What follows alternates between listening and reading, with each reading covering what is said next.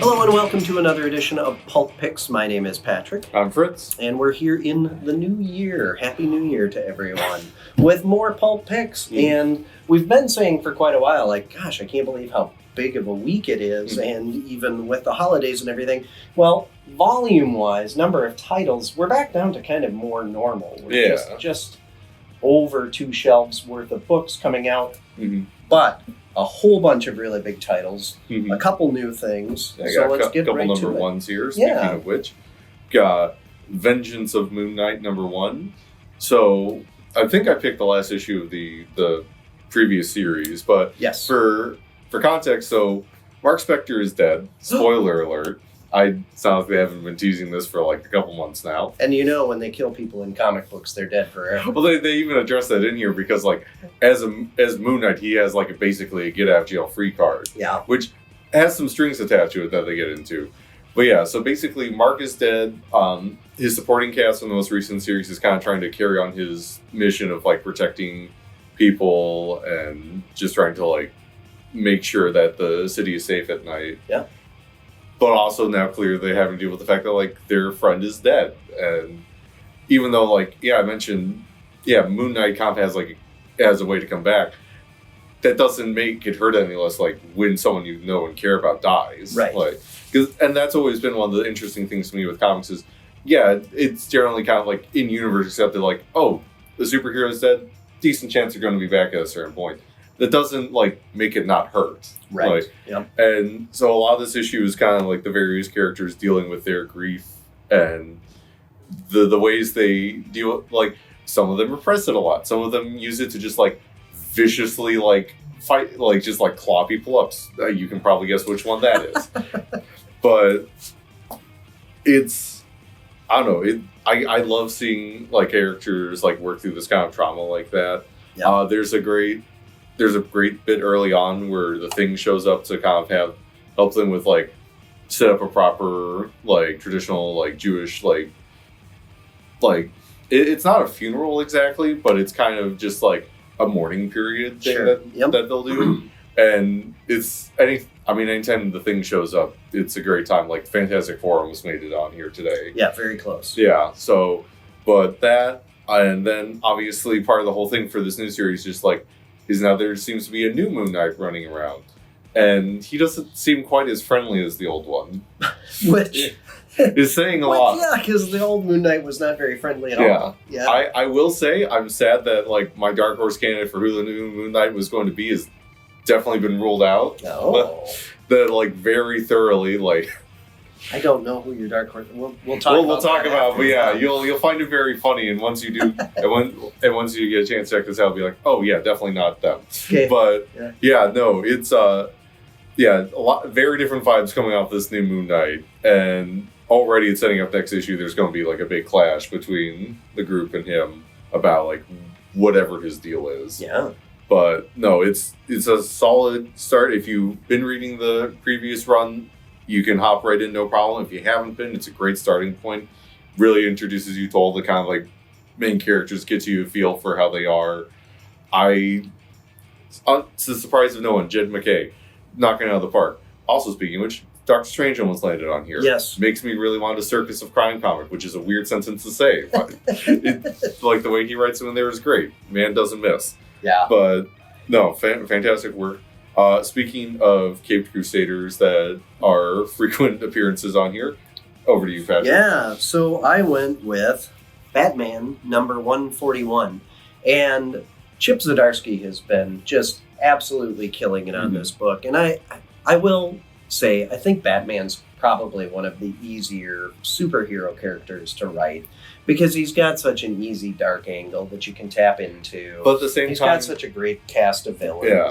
And the interesting thing though, with like the kind of the dark angle is though, like you can apply that to so many different things. Like the fact that his run has had like there's been like a gang war thing, there's been like multiverse stuff. Like you can like throw it into so many different genres and it still works. That's part of what's made Batman last as well as he has. Yeah, absolutely, and I love how balanced this is with Catwoman also, and her book, and how all of that has been happening since this set of creative teams on those two books have been been going in their directions, and Catwoman has been a pick for me a number of times too. So those of you who follow our social media page probably saw that the top 10 selling issues of 2023 were published by Bleeding Cool recently. That was based on data from stores in the United States who use Comic Hub as their point of sale. Mm-hmm. So we're finally starting to see what are customers actually buying. Yeah. Because inside the industry, we've known that when they talk sales numbers, they're just talking from distribution to retail stores. That could be books that end up, relegated to dollar bins and wherever else, So that doesn't mean that customers are actually buying them. Customers are actually buying Batman. Which, to be fair, isn't like a super shocker. No, it's not. And there were a couple other great books that made it. Void Rivals, that what an out of nowhere massive success. Not that Robert Kirkman's not a bankable property, but so I love Jimenez's art on this book. It's got such a great modern Batman feel.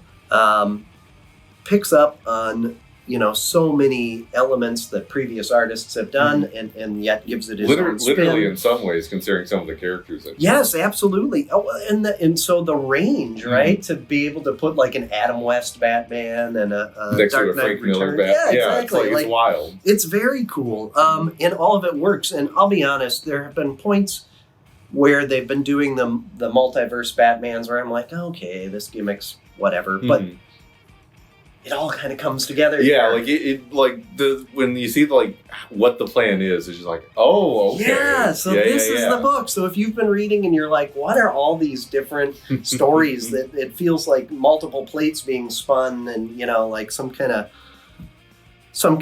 I don't know, mess of stories that are just kind of we're jumping from one to the other. Nope, they're all connected. It's all coming together, and we're finally seeing what the big plan was, and now Bruce has had his back up against the wall this entire time. He's been running, he's been beaten down, and it's nothing like what he's facing now. Plus, we get a nice little starter for Joker Year One, which I had minimal excitement for up until I read this. I know, because it's one of those things where you say the title of it and just there's so much to kind of parse out of that, because clearly there's the Batman Year One connotations. There's the whole notion of doing anything around the Joker's origin. How do you because that's a very contentious thing for a lot of people. Yeah. But the way in this it gets kind of why it's being set the way it is, just oh, okay. Yeah. Well, and there's the whole Three Jokers thing and all that kind of stuff. And I'm a fan of of us not knowing who the Joker ever was before. But I'm very intrigued to see where they go. So yeah, the Zur and R stuff continues, and we've got Failsafe showing up in the last issue, so that all continues here, and what's going to happen with the Bat family and Bruce in particular, and how did the Joker know everything that he knew leading up into this? We're going to find it all out. So check it out. It's been excellent. There's a reason that Chip Zdarsky's Batman has been the best-selling comic book for the last year. So, all right. Well, on to another number one. This one kind of surprised me. I was interested in reading it, but I was really surprised. Yeah, so it is Neil before Zod, issue 1.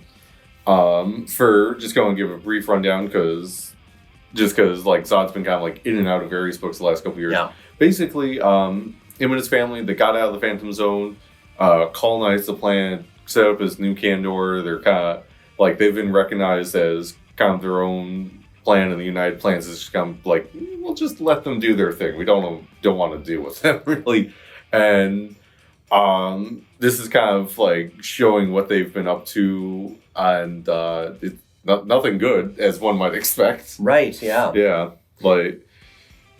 I don't know. I was super excited because I think this is the first time that Joe Casey's been back to do a big 2 book in quite a while. I think he's mostly just been doing creative owned stuff the last couple years. Sure. But for anyone, I don't know, I'm sure a lot of people are familiar with him, but he he actually worked on Superman stuff in the early 2000s. He did a bunch of X-Men stuff back in the early 2002.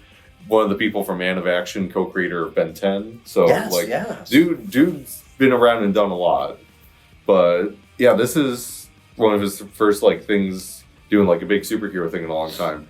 And he knocks it out of the park, man.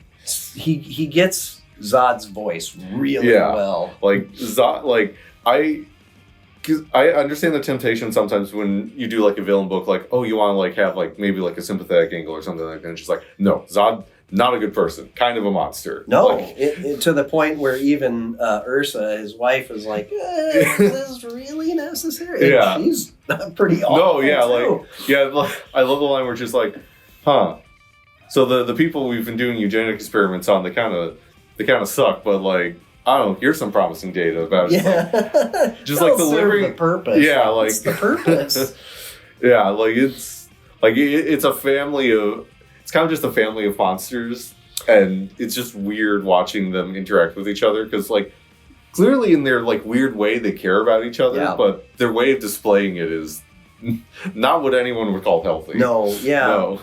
Well, and okay, so Zod doing his thing, he agreed to become part of the United Planets. Kind of, yeah. Back at the end of Brian Michael Bendis's run, right? Yeah. And so the roots of this story go back quite a ways. And they touched on it a bit again in Vendetti's Hal Jordan and Green Lantern run. Yes. There's a whole arc with that. There was recently a little backup story in Action Comics that kind of set up some of this, and I feel we're tossing out a lot of things here. Honestly, you don't need to. You don't need to know any of that. That's the great part. Yeah, it's one of those great things I love with comics where there's all these little bits and pieces that build up to the thing, but this is such an easy you can just kind of get slotted in, get the whole feel for Zod's whole relationship with Krypton of old, with the whole Superman family and all that. Yeah. Spoiler alert. Hates them all. Doesn't care for them. Well, so you get kind of the introduction to where Zod is at and what he's been up to enough to understand what's going on in the book, because he's having a conversation with Jor-El. And so it's explained very quickly. Or is he? Yeah. So, Zod might be crazy. Zod is definitely awful. Is he even the most bloodthirsty person in his family? Maybe not. Check out the new Sinister Sons comic. Oh, yeah. So and I was moderately excited for that, because I am really liking Sinestro's son in the Green Lantern backups. So that was getting me more interested. Now this has me even more interested. Yeah. I was really pleasantly surprised by this. Also, Dan McCade's art in here is just gorgeous. Oh, yes. He just brings this weird regal brutality to everything Zod and his family does. Yeah, there are so many great panels. I really enjoyed this. And let's face it, Kneel Before Zod is one of the coolest comic book lines. Well, I suppose it came from a movie, but superhero lines. I mean, there's Kneel Before Zod. It's iconic. Yeah, I mean, it's good when it transcends the mediums that the material is in. So good. Yeah. Well, speaking of transcending the mediums. Be sure to follow, subscribe, join us next week. Stop on into the store, because there are a bunch of good books out. It was heavy on Marvel and DC this week, and kind of light on the indies. Probably having to do with production schedules and distribution schedules around the holidays. But there are still a number of books, and like we said, there were some that were very, very close. We had Fantastic Four, Doctor Strange, and Fall of a House of X was excellent as well. So a whole bunch of good stuff that is kind of in that next tier of recommendations for us. So come on in and let us know what you're interested in, and we'll give you some more recommendations on top of it. But all the best in 2024. We'll be back next week with more picks, and take care. We'll see you then.